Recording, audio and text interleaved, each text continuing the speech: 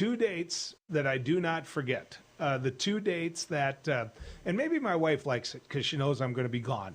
But there are two dates where I know I'm going to be out in the field with a gun. Now, when I was refereeing college football, well, maybe not. Maybe I'd be on a football field. But I will tell you this, opening pheasant and opening deer should be titled almost religious holidays here in the great state of North Dakota. Doug Leier is somebody whose work I have loved from afar. I mean, he's a columnist.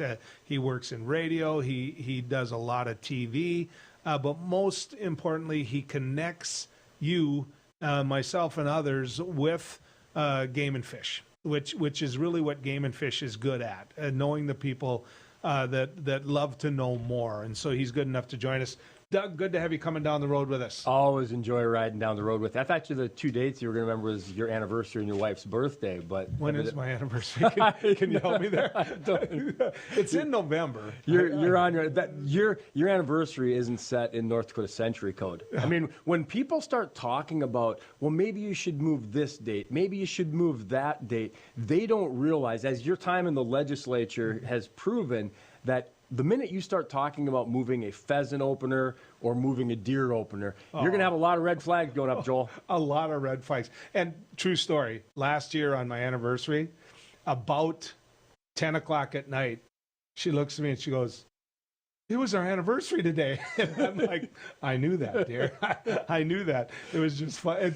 She did it on my birthday not that long ago. So that's what 37 years of marriage gets. Well, and it proves, because my sister had a birthday a few days ago, and I remember the story from my mom and dad. We lived up in Williston at that time, and that was the pheasant opener that weekend.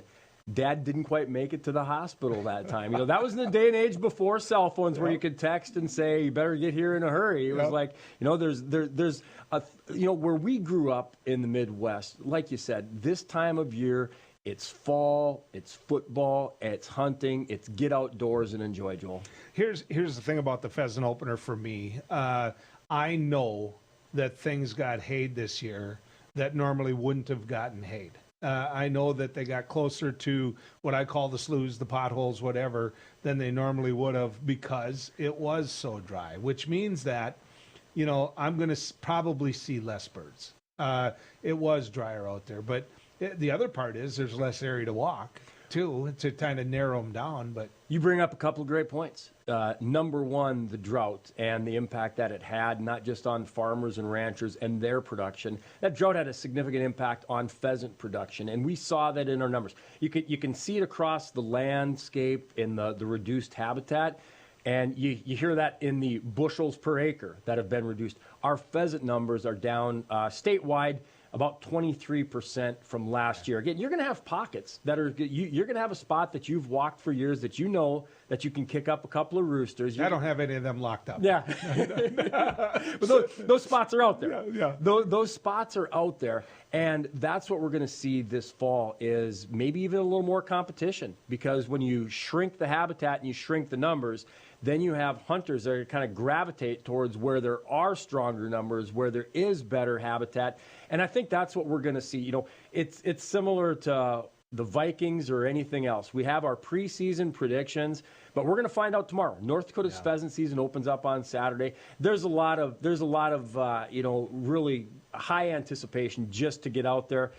You remember a couple years ago, fall of 2019, it was a little different story. It wasn't dry. It wasn't. I mean, it was wet and it was snowy, Joel. Yeah, it was. I was talking to Jeb Williams, and he said to people, he said, maybe take a weekend off for the opener. And of course, that's just wrong. Yeah, I mean, but that shows you where we've been and now where we're at this year. I think we're still going to see a lot of hunters that are going to get out there. But again, we want to maybe temper their expectations just a little bit. The other side of it is the 3-bird limit. That's not your badge of success. Right. Your level of success, like you said, you're going to be out there. Mm-hmm. And there might be a couple of kids with you, and maybe they don't have to, and nicer weather, they don't have to walk in as deep a cover and as heavy a cover, so they might have a little more fun walking. And with the guys and the gals and the sons and the daughters, the neighbors, the cousins, the uncles, the nice weather, always lends itself to maybe another walk. And that's what it might take, is walking another mile, heading a little bit further down the road to find some birds this year. But I got to tell you, Doug, you might remember this too. When I was growing up, we could go out and we could get a pheasant, and that was a good day. Yeah.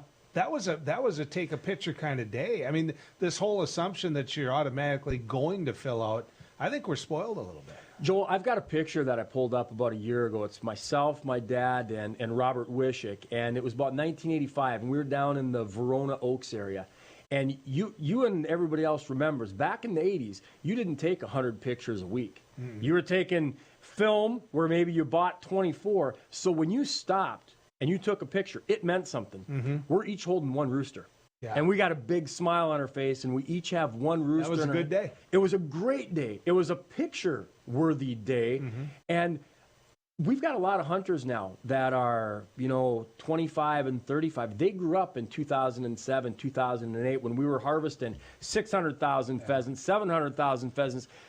Their expectations grew a little bit, and now this has kind of been, pulling the reins back in just a little bit, and maybe bring those expectations down a little bit, and instead of saying, I need to shoot a 3-bird limit by 10 o'clock in the morning, that's maybe not quite reality anymore, Joel. I want to compliment you and Game and Fish as well, though, because last weekend, people near and dear to me, a 6'4" freshman in high school, where his mom carries his birth certificate around, so when he plays ball, so she can tell everybody, no, that's actually his age. But he had taken to the field for the youth hunt, and he got some. Yeah. He got some birds, and when he came to our place to do some bird cleaning, you couldn't get the smile off his face. I love the youth hunt. I do. We grew up without a youth hunt. Mm-hmm. We didn't have a youth. I didn't have a youth hunt. You didn't have a youth hunt, and that's really been key to getting that exposure. That's what we need for the future, because you give those youngsters a positive first time out there pheasant hunting. That's what makes them say, "Hey, Mom, can I go again? Hey, Dad. Hey, Uncle. Hey, neighbor, can you take me out again?" And we are doing pretty good in North Dakota for recruiting the next generation of hunters, but I don't know if that's necessarily always going to be there. So whatever we can do, if we can get young hunters out there, that's a good day. The other reminder is, just because last weekend was the youth season doesn't mean you can't take them with this weekend and next weekend. And we want to encourage people that, again, maybe they're going to be walking a little more, walking a little bit different cover than they were last weekend, but that's the reality of hunting, is it's not always going to be just you and having that opportunity. It's going to be sharing the resource a little bit. You and I, as well as I do, that some of the old gear that Dad passed down, or some of the old gear that just has that nostalgia to it, that come hunting season might be a gun case, might be a vest. I don't know what it is in your life. I know what it is in mine. But when my dad went pheasant hunting, he didn't wear any orange. Yeah, he didn't. In that era, there wasn't. And it seems to me that people have kind of wised up through the years, and you're seeing more orange out there. Yeah, I don't know what you're seeing. No, and we have seen safety kind of move forward. Because it's not a law that you don't have to wear blaze orange upland game hunting in North Dakota, but it just makes sense. We want to make sure everybody gets outdoors, has fun, stays safe, obeys the rules, and enjoys the great outdoors, Joel. And if there's certain places you can use lead and there's certain places you can't. Yeah, check the rules, check the regulations, because, again, it all comes down to making sure that everybody ends the weekend with a smile on their face, Joel. And it's still rooster hunting, right? It is rooster hunting. Okay. Yes, indeed. It is rooster season. Wanted to make that sure. Hasn't changed. Yeah, that hasn't changed. Doug, always good to visit with you, man. I'll be out there. We're going to give it a try, and I'm going to be the one standing right next to that young guy I described, going, "I got it."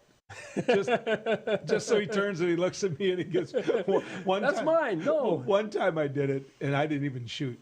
I'm standing probably about 30 yards, right away from him. Bird gets up, nice shot. I go, "I got it." He turns, he looks at me, and he's like, "I didn't even hear you shoot." And I didn't. That's the fun. That's exactly. the fun, Joel. Doug, thanks for coming in, man. You bet. Take care.